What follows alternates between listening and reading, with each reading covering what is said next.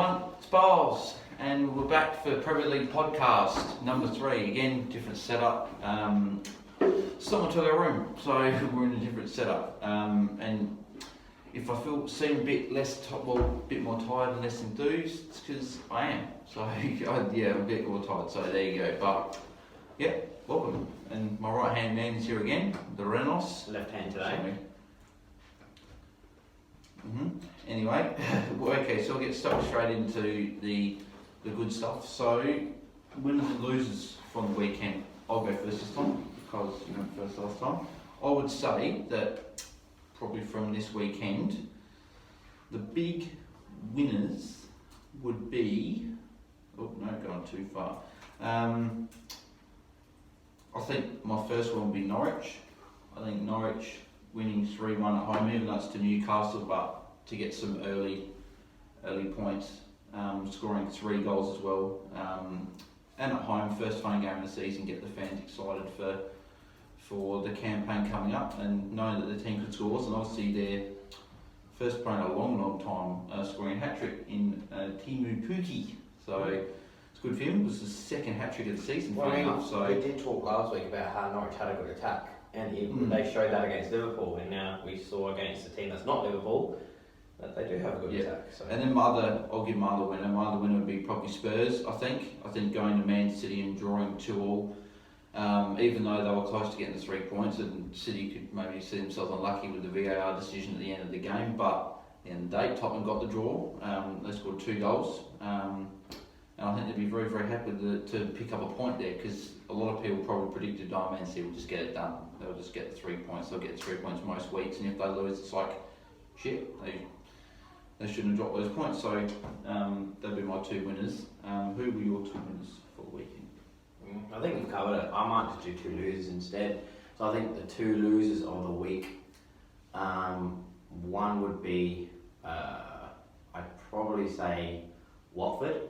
I think they were our losers last week as well, weren't they? Maybe? Yeah. Again, same kind of thing. Went to Everton. Yes, Everton won the game, and yes, kind of Watford played better than Everton for the majority of the game, but it just shows that they don't have that cutting edge. And yeah, it was a pretty worrying performance. I mean, David Fair is probably one of the better players, and he's got very little end product. Pereira has his moments, but other than that, the team's, Decore can only do so much. It's not a very good team, and against a very poor Everton team, they still couldn't, find a way through. So I thought that was a loser. And then, I don't know, how about you help me out for this one, Bale? The only other loser I'd probably say is, could be a toss-up between Chelsea and United, to be honest.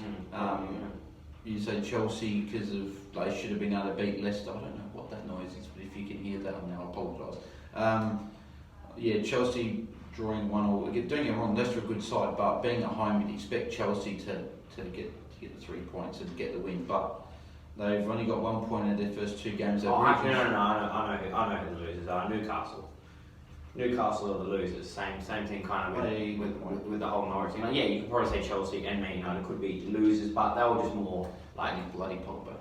Just a bit unlucky type thing. Yeah. Whereas Newcastle are definitely the losers. I mean, it seemed like a championship game, but they seem like a championship team in the Premier League. Other than literally John Joe Shelby, they literally had nothing. And we don't know about St. Maximin because he didn't start again. And John Joe Shelby isn't really that much anyway. So, no. They look, like we said last week, they look really much like a relegation team. And it just shows you, like we said before, how Rafa, helped this team stay up for so long, so. Yeah, they're the other losers.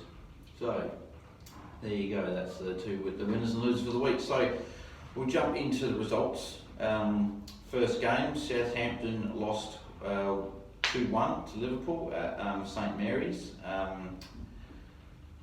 Southampton, I guess, can take a positive in the fact that they were able to only lose 2-1 to Liverpool, and like you said, 2-0, and they were able to score 1 themselves. But at the end of the day, they'll obviously be disappointed that they couldn't walk over the point or 3 points, obviously, because they're at home. Yeah, I agree. There wasn't really too much else to this game. I always expected Liverpool to win. And yeah, so yeah. Move on.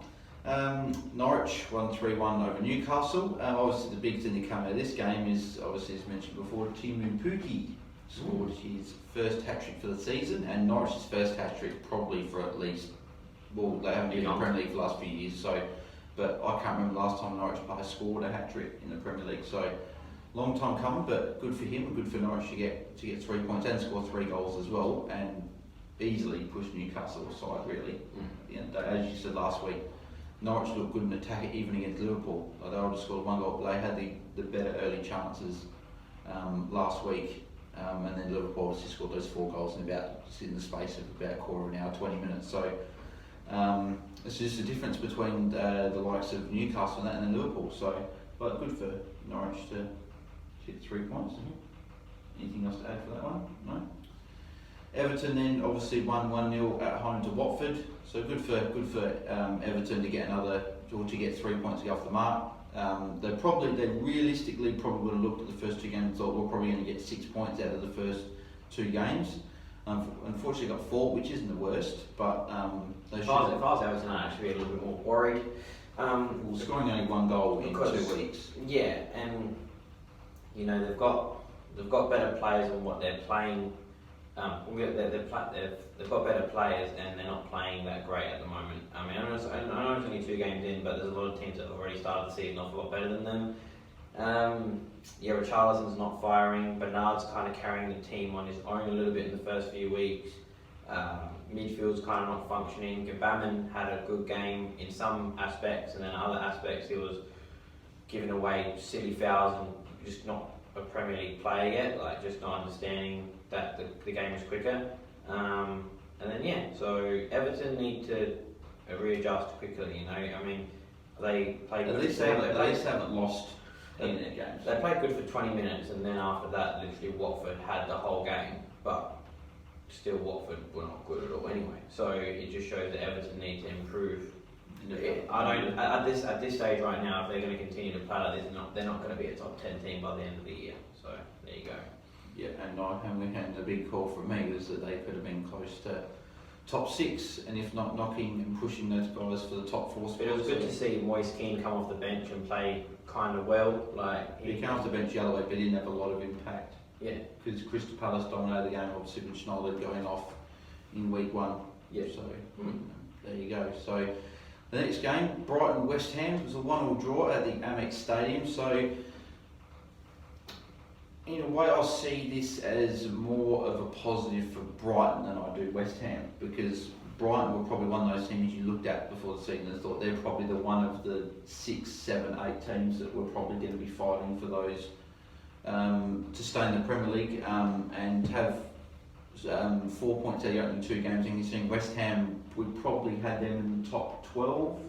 Yeah, probably close to the top 10. Yeah, close to the top 10, and they've obviously struggled early, but they obviously had Man City, so you can't really read too much into it. Maybe give them a few more games, but you would have expected them to. It's one of those teams that are not really functioning like Everton. Like they've obviously got Haller and they've got Fornals in, and is that at the moment, you know, I think West Ham will come good. I think Everton as well. Everton, I find enough I have a little bit more trust in West Ham to come good than Everton at the moment. But there you go. We'll see what happens.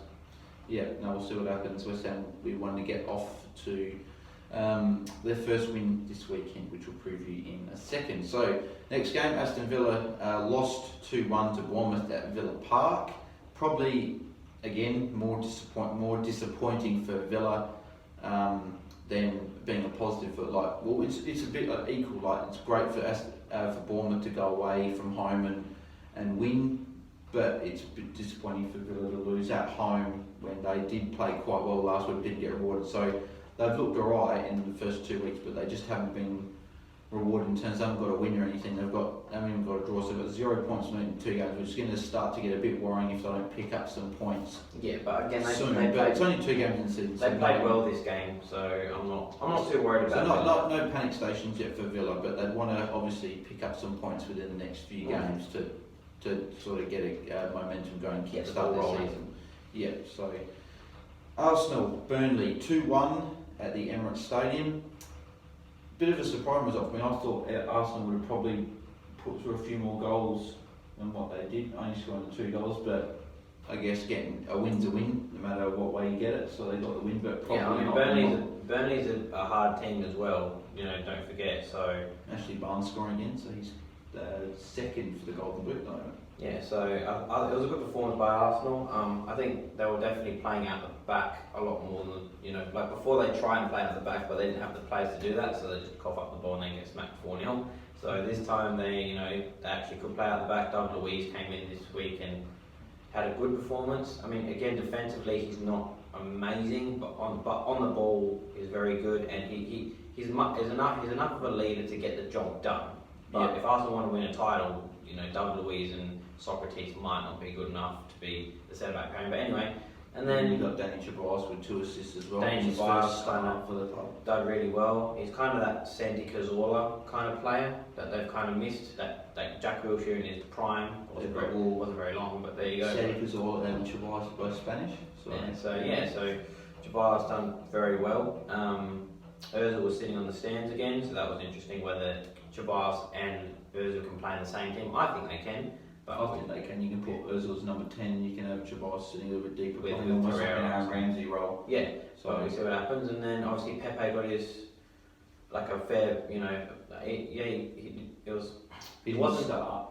Yeah, he didn't start, but it was his first proper run because the week before wasn't really a run out. So his first proper run, he looked really good. I mean, he skinned Ben Mee at one point. That was amazing. Yeah, that was very good. You can definitely tell that Pepe is a player to, he just needs to adjust, which is fine. And he'll be that guy. And finally, what we were talking about last week was trying to get Lacazette and Aubameyang in the same team. And they got them in the same team, and who scored the goals? Aubameyang and Lacazette. So there you go. Yeah. So it's not hard to see that what Arsenal should be doing is based on my opinion is that they should probably be playing for the first 60 minutes with Arsenal and Lacazette, with Aubameyang and Lacazette in the same lineup, and then maybe taking off either Aubameyang or Lacazette depending on who's not doing better. And usually it's Lacazette. Take off Lacazette after 60 minutes, move Aubameyang up front, and then bring someone else on. So he kind of gets that that dual role type thing. Yeah. Because the team definitely plays better with both of them in there. Then what's the point of having Lacazette as a £60 million signing on the bench? Doesn't make sense. That's like Manchester United having Martial on the bench and putting Rashford up top. So. Yeah. And I apologise already because Arsenal Burnley should have been the first game we talked about. I went the opposite way around, so nothing wrong with that. But there you go. So apologies for that if you were following and you're just thinking, why is Southampton Liverpool the first game? But there you go. That's why. So anyway, we'll go from the next games and we'll go in order now. So Man City Spurs 2-2 draw at the Etihad Stadium. More of a positive for more of a positive for Spurs, I think, out of anything. Drawing 2-2 away to Man City and getting up. It was a pretty poor game by Spurs. They didn't really deserve the result they got. I mean, I didn't watch much of the game. If you saw the whole first half, I mean, they were dominated the whole first half, and they got one opportunity where Edison was not in his goal properly. He was just way off to the wrong side, and Lamela just shot from really far out and scored.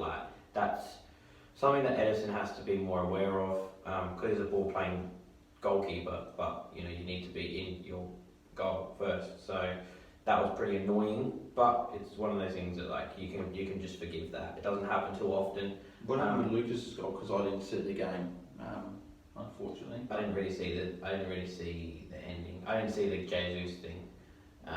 But anyway, based on what I saw, maybe Tottenham might have changed stuff up in the second half, but it was just one of those performances where they sat back and then tried to do something on the counter-attack, but they didn't really do anything at all. Harry Kane took 20 minutes to get his first touch in the opponent's half, so that's pretty poor. So, what I'm trying to say is Tottenham are very lucky to get out of the game 2-2, and it clearly shows that Tottenham, in my opinion, are nowhere near a threat to Man City for the title of the season. I don't even think Liverpool are a threat for the title of the season. I think Tottenham and Liverpool are a lot closer than what people think, and I think Man City, by a long shot, is the best team in the league. That's what I think. last year it was Man City and Liverpool were clearly the best two. Now I think it's more clearly Man City. Rodri, wow, like he had an amazing game, and again it's one of those things where you don't realise how much of a physical presence he has on the team until as of late. Like Fernandinho obviously is meant to be the more physical guy, but Rodri has the physical presence even more than Fernandinho, and he's a ball player. So that's one, again, it's somewhere And they where, haven't even played Joel Cancelo yet. and that's the thing where people think, there's no way to upgrade that team. Like, you don't need to get rid of Fernandinho. It's like, no, you don't need to get rid of Fernandinho, but there's always something better. There's always something better out there, and Rodri's clearly proven that. And you can't say you've got a better team until you've got Ronaldo, Messi, Mbappe, Sancho, and all that in the same team. Unless you've got the World 11, and you can't say. Then you can always improve. And Sterling obviously got another goal, so he's got 4 goals. Yeah, I was saying to you that Sterling's beefed up a little bit. He's definitely put on some size this season in his legs and his upper body, and it's good. I mean, what is it? 4 goals now? Yeah, him and Pookie at the moment are top for the Golden Boot so far for the season, with Ashley Barnes next with 3 goals. There you go. And a quick note to Martial's got 2 goals, so there you go. Yeah. Anyway, moving on to Sheffield United and Crystal Palace. 1-0 to Sheffield United at home. Good for Sheffield to get the points, especially being at home as well. So Sheffield had a good start to the season. I certainly thought that they were probably, out of the 3 that came up, I thought they were probably the weakest team out of the 3. I thought Norwich were a bit stronger than them, and I thought also, obviously, Aston Villa was stronger than them, but funny enough, they've made a better start than both of them. So, good for them to get a win, especially being, as I said, I don't think any of the bottom 3 teams are teams that I would think about relegation right now. Norwich are in trouble only because they haven't got any fit centre backs. If they get their centre backs back quickly, then they'll be fine. But they're really their reserve centre backs playing. So, and they're not very strong. They obviously showed how vulnerable they are against Liverpool. So, if they get their centre backs back. What I'm going to say is, like, in previous years when teams have come up, you're just like, yeah, you're going to go straight back down. Whereas this season, like, the 3 that have come up, they don't look that bad. Yeah, like last season you had your Cardiff and Fulham. Yeah, and they both. I can't even remember who was the other team that got Wolves, but then they were fine. They were a class above. So So as you've heard it here first, Ryan thinks that he reckons that the 3 promoted teams will be up in this season. So there you go. Next game, Palace. I just said Palace. Chelsea and Leicester. Which was the Sunday night game. 1-1. Disappointing again for Chelsea to only get a point out of this game. They've only got 1 point out of the first 2 games, which is not what Chelsea are looking after. They've also versed Leicester and Man United, who are 2 big teams. Yeah, so two of the top 10 teams. So that would verse go together there. Oh, I'm sorry, I said I was tired. And versed into the bottom 10 teams, so they've still got a few easy games ahead. So. Yeah. Mount obviously scoring his first goal for the club, starting, so it'd be good for his confidence. Who scored the goal for Leicester?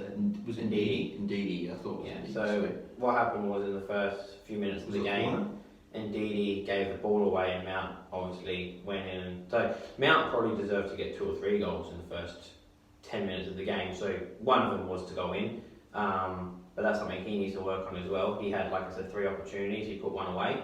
Indeed, he obviously coughed that up, just playing out from the back, blindsided, didn't even realise it was there, and gave the ball away. So, and then after that, again, it was kind of the same thing as what Chelsea did against Man United. For the first 20 minutes, they played exceptional, and then after that, they just dropped off and allowed Leicester to get back into the game, which was pretty much inevitable anyway, but still a better team like a Man City. That's the thing about a Man City, is that they never give you a chance to get back in the game. From minute 1 to minute 90, they're the ones that control the game. I think the last time Man City actually let someone come back in the game was, funny enough, the Manchester derby. That's right. Man United came back from 2-0 down. Yep.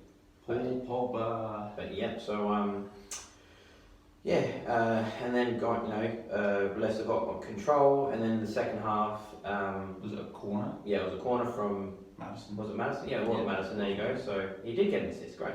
So it was Madison, and then indeed he headed that in, and then after that it was all Leicester. I mean, oh my God, the misses, Vardy, Madison, Jose Perez had a chance. Like, they were well on top, and the one really, like, if there was a bad player from the week, Willian had a shocking performance. Like, he came on and he turned over the ball every single time he got it. I think I counted about like 8 times. And yeah, the Chelsea fans are booing him. He's just not that great of a player. Like he'll have one free kick at Yonk that goes top bins, and everyone's like, "Oh, he's amazing." So Pedro had a good game, but still Pedro's a squad player at best. He's not. Chelsea he shouldn't be like that. But then again, Chelsea in a difficult spot, obviously. Yeah, obviously with the transfer. They couldn't bring anyone in for Hazard. I don't think they actually deserve to win the game, obviously, but I also think that if Leicester, because Leicester, I was a little bit disappointed with Leicester in the fact that like Maddison's clearly a number 10, and you should play him there. He's clearly the creative spark. They played Yuri Tillemans as the number 10, and they played Ndidi and Chowdhury, I think it is. And Chowdhury's just no good. Like, you don't shoot. Like, I don't understand what this obsession with all managers in the world, not Premier League, just in the world, just everywhere. Where, okay, so Maddison's one of our best players. Let's put him in the position that he doesn't play as well in. Like, no. So he does play well on the left. Yeah, for sure, but he's one of the best number 10s in the league, and he's definitely the best young number 10 in the league. You play him number 10. You should the midfield three should be Ndidi, Tillemans next to each other, and then Tillemans should be doing what Pogba's doing now. Yeah, exactly. You know, Tillemans doesn't have that speed. He didn't play well as a number 10 the other day. So what I'm trying to say is, if Maddison was playing as number 10, 100% Leicester would have won. But I just thought, as soon as I saw the team sheet and I saw Maddison's out on the left, I was like, they'll still probably win, but you know, you're not going to have much of a dominant performance. That's like putting Pogba as a defensive mid. Like, it's just, he can do that role, but it's just not the same thing. So if I want to see Leicester, because also it's a fantasy thing, if Leicester don't move Maddison more centrally, I might have to get rid of Maddison, because centrally is where he does all of his magic. So yeah, that was a bit disappointing by Leicester, and a typical Brendan Rodgers thing. Yeah, always stuffing around with the magnets on the board. So there you go. So the final game of the weekend, the most disappointing one, was Wolves and Man United drew 1-1 at the Molineux. I watched this game live at 4:30 in the morning. Did you watch it live, or did you watch it? No, I watched the replay. Yeah, replay.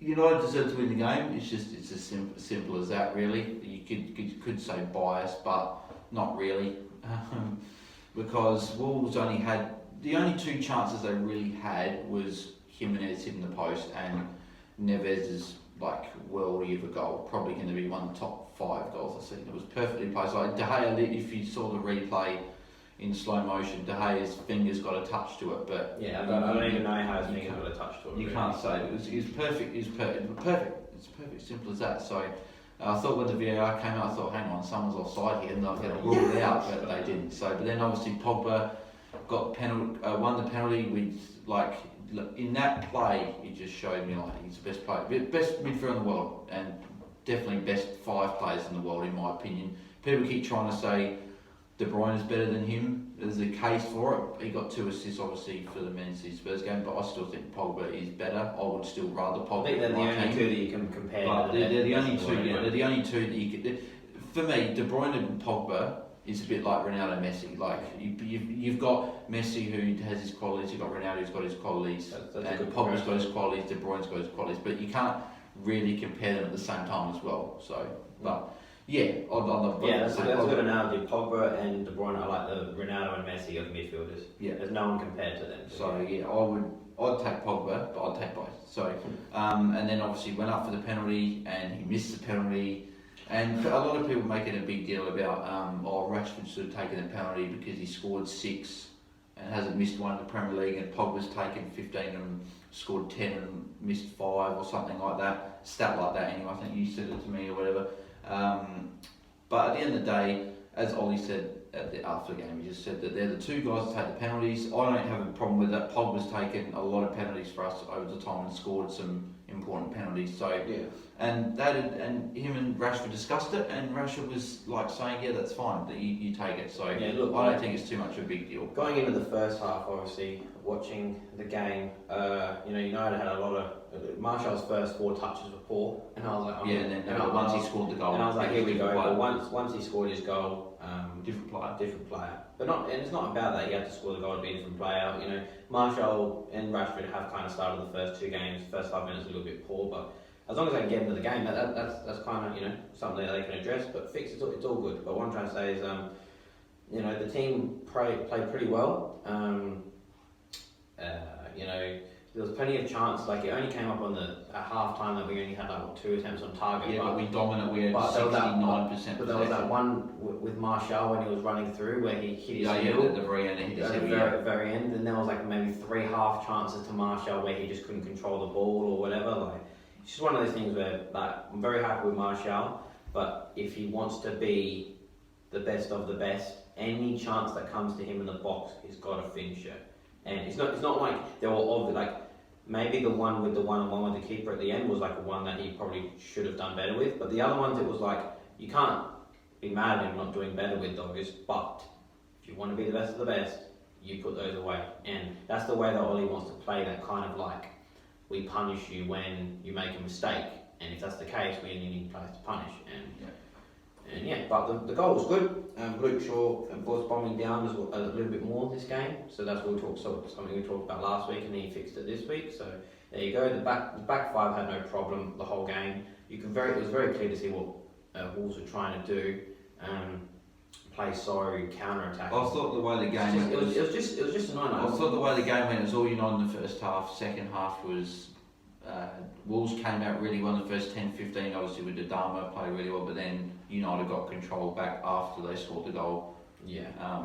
And just couldn't quite. I just really wasn't. I was disappointed with Wolves. Like, I just thought Wolves last season, they were a very exciting team. They've been a bit boring. And they've been very boring. They've reminded me of like those FIFA teams who just drop back and try and hit you on the counter attack. Like, it's just trying to hack the system. Like, it was just such a boring game, and like, you could see the Man United players like, really, you're just gonna sit that deep. Like, we're not bothered, but it's just, yeah, I wasn't very happy with Wolves. Not because I'm a Man United fan, but because if that's how they're gonna play this year, then they're not gonna be the same exciting team as they were last year. Yeah.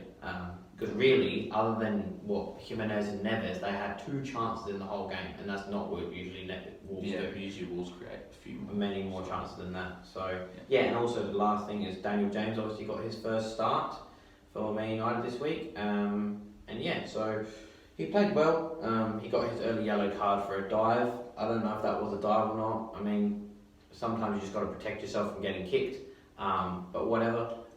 But yeah, I think this game kind of showed that United need that Bruno Fernandes that we didn't get, or the Sancho that we didn't get, or you know, because there was times when like James crossed it in. If it was Sancho, he probably would have been a very good chance created. You would imagine, and that's the difference whether Man United are going to make the top 4 or not. You know, because like even McTominay had a bit of a poor game.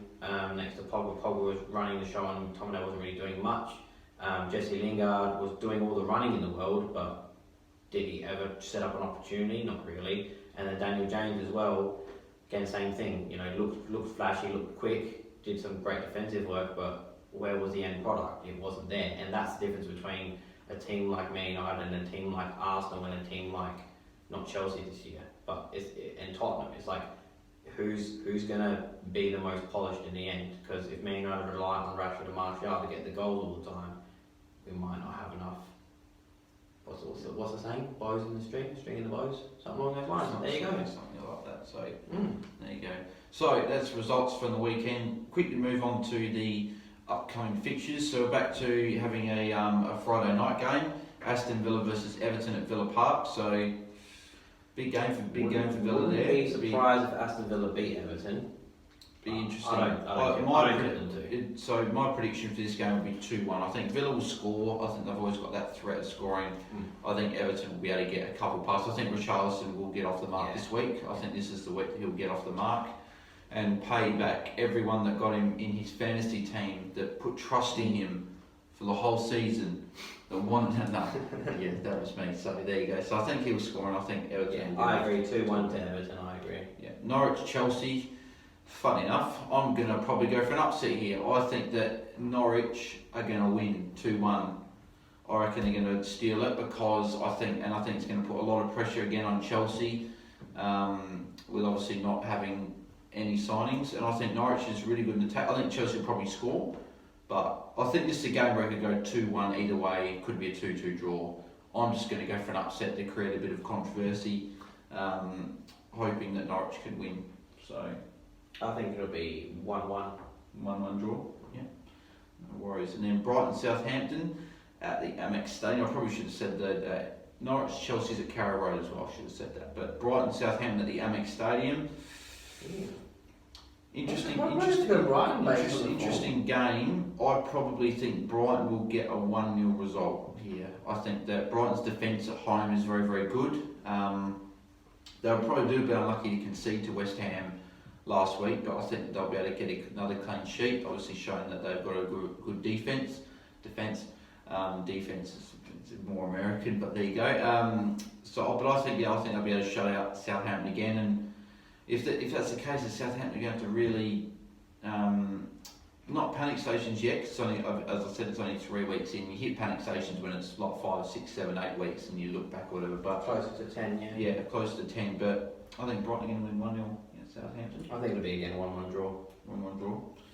Man United, Crystal Palace. So United got to respond. They had a chance. They had a chance to go top of the league, and they couldn't do it. They should have, and they probably deserve to. But football's football. You don't. Sometimes you get the rub of the green. Sometimes you don't. And Pogba missing the penalty was not the rub that we wanted. So I think this is a comfortable 3-0 win for United. I don't see Palace really troubling United too much. Maybe Zaha may wins a penalty. Maybe he can score a nagging goal, but don't really see anything like that happening. So I see United getting a comfortable 3-0 win at home. I'm going for a 5-0 win. I think 5-0. I think this is one of those games where United are just a bit frustrated from what happened last week. And if you saw against Wolves, we absolutely dominated that game. Like, there wasn't like we had our chances, but we didn't take them. Like, we had so much play, and I just think that's Wolves, and they sit really deep and they know how to defend. I think Crystal Palace coming to our ground, they're not the same defensive team. We're going to dominate the play for the majority of the game. And if we get, we're only going to get a 5-0 scoreline if we get an early goal, I don't know, maybe going at half time. Because I could easily see this game going in at half time 2 or 3-0 up, and I hope 3. If we're 3-0 up at half time, you could probably see Greenwood coming on for a full 45, and you never know, because Crystal Palace, they have not started the season well. So this isn't 5-0 because it's just the fact that it's Crystal Palace in a way. Yeah. So moving on to Sheffield United versus Leicester at Bramall Lane. Sheffield United got a very good setup. They've obviously got the 5 at the back, with the wing backs that also play quite high up as well. I'm going with this one. I'm probably thinking that this one could. Just depends if Leicester had been more clinical against Chelsea and that Maddison would play number 10, I would have just comfortably said Leicester will probably win this game like 2-3-1. I think it'd be a 1-1 draw. Unless Maddison plays in his preferred position and Leicester are more clinical, I think that Sheffield United will probably still score, and I think Leicester probably. Shout out to the centre back at Leicester. What's his name? The new guy. Do you know? I don't know. It's not because it's not the one that scored last week. No. Lundstrom. He's in midfield. For Leicester, sorry. Oh, for Leicester, so it's Suyuncu. Suyuncu, yeah, he's really good. I like Suyuncu. He's been there for a couple of seasons, just hasn't been with the crackings of Maguire and Evans and Morgan. Suyuncu has really stepped up, so I think it'll be a 2-1 win to Leicester. I'll say 1-1 draw, but that would be my other pick, probably a 2-1 win to Leicester. So Leicester just need a win if they're going to finish in the top 6 to 10. Well, who was Leicester's first game? Wolves. And they drew 0. So they've had Wolves and Chelsea so far, so not the easy stuff. Yeah, so not the easy stuff for Leicester either, so there you go. Watford, West Ham in the late game. I think they had the same start of what we had. Wolves and Chelsea. Yeah. Okay. So Watford, West Ham not at the late game, so that's a mistake, but at Vicarage Road. It's as simple as Watford need a win. They struggled in the first 2 games of the season. 3-0 at home, lost to Brighton, and then a 1-0 loss away to Everton. probably you could say that Everton performance is a bit better from Watford, but they just need a win.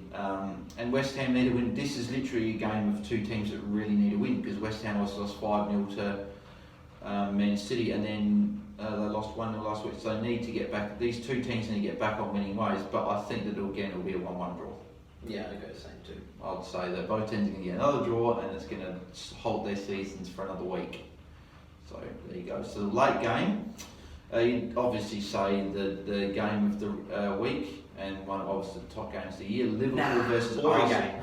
Liverpool versus Arsenal, and football for Arsenal fans, it has been quite boring and crap in the last few years. But I think Arsenal go there with a bit more rejuvenated hope, with obviously some new signings, good start to the season, two wins from two. This is obviously 1v2 on the current live table as it stands at the moment.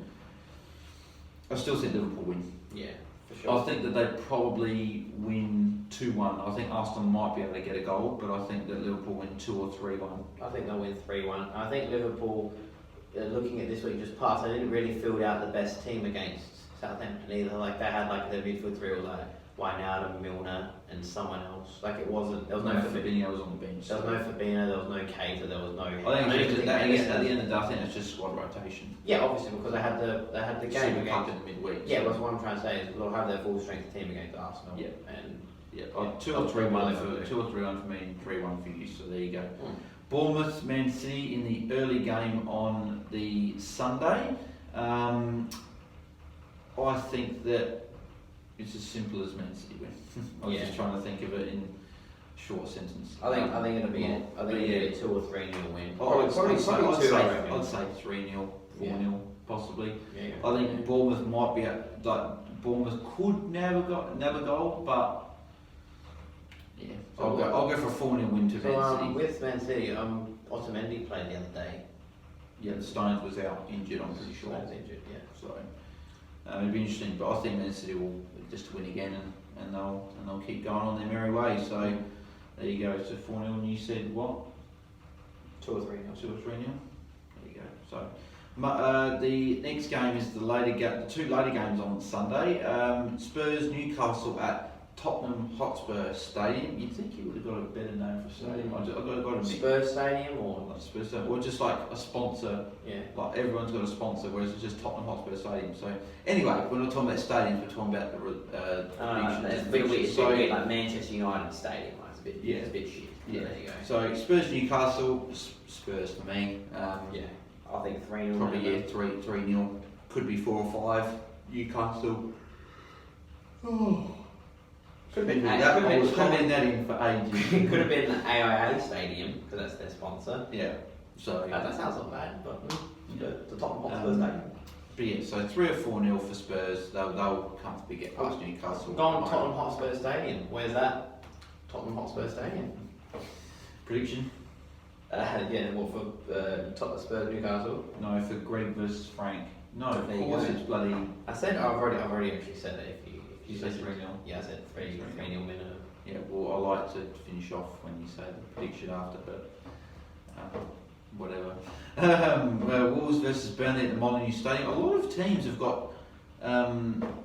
This is the second home game in a row. Usually go home away, but there you go. So anyway, Wolves Burnley. Very tough game actually. Very tough game to predict because Wolves have been a bit very defensive. Burnley have been very good. Yeah, it's weird, but Wolves have been more defensive than usual, and Burnley have been way more attacking than usual. Yeah. So I think that because Wolves have played a couple of tougher opponents in the opening couple of weeks with United and Leicester, I think that that's what they probably would have planned. They're like, we want to be a bit more defensive in the first games, but then we'll start being more attacking. I think Adama Traore has to start this game. I thought he was the big reason why Leicester even got anything. I mean, Wolves got anything out of the game against United. He came on, he made a massive impact. So yeah, I think Wolves get a 2-1 win at home. I think that they need a win at home. Burnley as well, doing nothing wrong, and they could quite easily get this game. Could be a 1-1 draw, could be a 2-2 draw. I'm going to go 2-1 Burnley. 2-1 Burnley. Ooh. There you go. So, as you can see, I'm quite tired, so I'll wrap this up very soon. quick fantasy take from the week. Got 50 points. I moved up 60,000 spots to 203,000 overall. So not a bad week. Anytime you go up, seeing there's nearly 6.3 million players now as well. So it's always good to move up in the rankings. And I got 40 game week points, and my rank is just over 1 million. So. And it's funny because I scored 9 points on you in the first week and I only scored 10 points on you this week. So it's less than 20 points is separating 200,000 and 1 million. So it's very, very close at the moment. So in terms of last week, it's good to see Martial score, and I'm glad that I started with him. And it's just a bit annoying now because obviously he's owned by now nearly 14% of teams, and I had him when he was only like 3 or 4%, and now people are starting to catch on to what I thought and what you thought at the start of the season. He'd be playing forward and as a centre forward, number 9, and he'd be scoring goals, and that's what he's doing. So obviously Richarlison's a big disappointment, hasn't scored or anything yet, but he's been close on a couple of occasions. So I think that his goal is coming this week. I think it's going to come. King and Wilson for me, I've got to do something with them this week. So they play Man City. Sterling will probably be my captain this week, away to Bournemouth. Could be Martial at home to Palace, and it could be Salah at home to Arsenal. But Dinho's probably my only other worry with an injury. Possible wild card for me this week to get the likes of Rashford and Pookie in, like your Peters and a few of those guys that you need in the team. But possibly, I don't know. So my team didn't do too bad either. I made my couple of trades this week. I brought in Pookie for Jota, and I brought in Peters for Valerie. So my team, like we said, still stands at Matt Ryan, Robertson, Alexander-Arnold, Bissaka, Martial, Maddison, Richarlison, Salah, Wilson, Pookie, and Rashford. So the only players I'm kind of worried about here, Maddison, if he got an assist, but if he keeps playing off the left, I might have to get rid of him. And Richarlison, because Maddison can still get an assist every game off the left, but there's someone like Sterling and stuff like that. And then Richarlison, it was very close last week. He got 3 chances he should have scored. So if he doesn't score within the next couple of weeks, he's going to go. But otherwise, the back line's pretty settled. The front line's doing kind of well with Rashford, Pookie there. So I want to try and get Sterling in, and it's going to be a grind to get that. But there you go. Yeah, so there you go. De Bruyne's also another one I think we've got to be looking at as well. So there you go. So anyway, my captain for this week, El Capitano. At this stage, as I said, it'll be Raheem Sterling away to Bournemouth. It's a good fixture.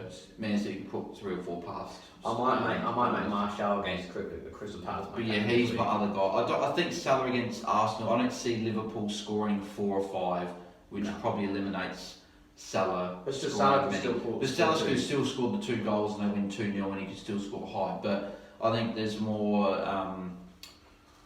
benefit with putting a Sterling captain, because he could score 2 or 3 against Bournemouth.